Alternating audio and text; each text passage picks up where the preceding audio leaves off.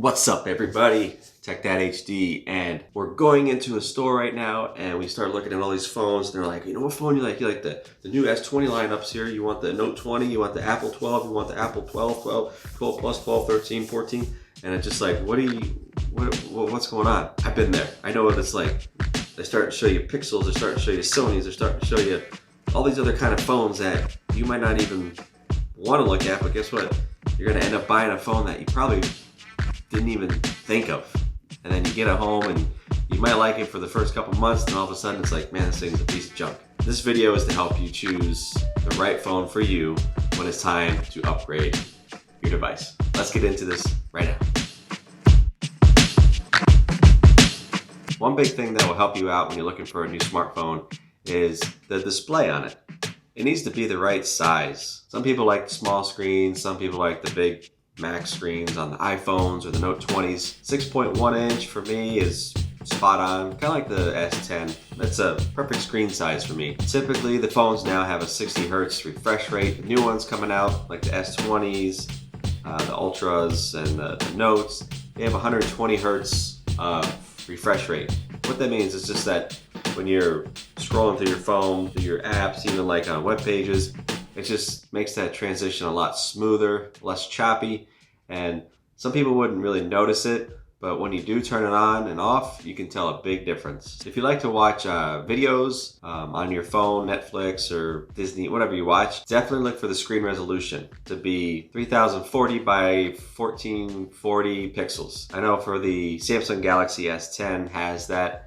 It's just a great picture quality when you're watching videos. It's not distorted or anything like that. It's got a lot of pixels in it, so it's a lot crisp, clear picture. So definitely look for something like that if you want to have a great display on the next phone that you buy. Another big thing to look for is the battery. These batteries nowadays, man, they're getting bigger and bigger. The new iPhones coming out, they're getting smaller. But man, you need these batteries to last all day. Whatever you're doing, whatever you're watching, whatever you're talking to, texting, they need to last all day. I can't stand a phone that lasts maybe 6-7 hours and you gotta go charge it. So man, definitely look for batteries that have a big milliamp in it and they last all day. Maybe that's something that they show on their display is battery lasts all day, 24 hours. So with performance on these phones, you wanna look at, who created these things.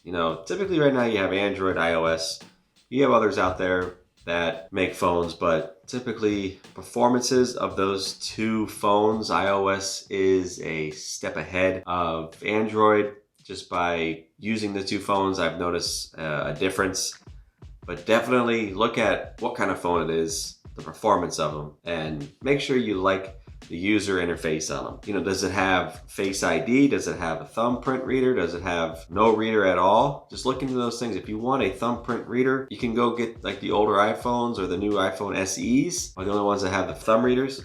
But most of the time they have Face ID. A lot of the Samsungs, Pixels, stuff like that, they have the thumb reader to unlock your phone. So just make sure you get what you want. This is a huge one for me, and I know it's a huge one for everybody out there. What kind of camera does this have? And is it good enough for what I need to do with my phone? If we're just taking little pictures here or there, selfies, you don't have to look for the nicest camera that's on a smartphone. I mean, the Pixels, they're a cheap phone, but they got a great camera system in there. So you could find decent budgeted phones with a great picture quality in them without having to spend a lot of money to get like the Apples and the Android, S20s and stuff like that. But the camera is a big thing for me. I use my phone as my camera, so obviously it's something that I need on my phone until I can get one of these fancy cameras. But like, what kind of stuff do you want to be shooting with?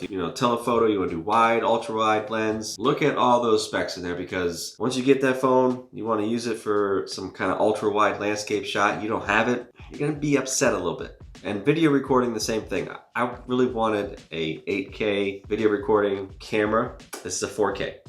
The new S20 Ultras have an 8K capability. I didn't get that phone for different reasons. This one has a 4K. It works great for what I've got going on right now. Make sure that phone has that. If you don't care about 4K, you just want 1080, 30 frames a second, 60 frames per second, that's fine. It's a great quality for a video. Another big thing is software updates. I know for Android, they have more and more coming out than typically they used to have, like no Android updates, and you're stuck with this phone and security problems and apps not working, but they've gradually gotten better. iOS, the same thing, but they have a lot of upgrades that help with security, other things that are going on in the system. So if you are wanting to be up to date with security, wanting to be up to date with apps and other things on your phone, just make sure you pick the right one for that. And the last thing that I got is the design of the phone. If you don't like the design of the phone, don't even look at it. It's kind of like I was looking at the S20 and I seen the front of it, the back of it, and I went to look at it in real life and I just didn't like it. So I said, not today, S20. The design is important to a lot of people. This is something that they carry around all day. They put on the table, they have it up in their ear. Back of it is the glass, is aluminum. Are the edges rounded? Are they squared? What is it that you like in your design? And make sure that you get what you like. And it needs to be something that looks good in a case. If it makes the phone bulkier, if it makes the phone look just bigger than you want the design to look, and you might want to go look at a different design. So those are the 6 things that I look for in the next smartphone coming out, and I hope that you choose the one that you like. I want to thank you for watching TechDadHD, and I will see you next time.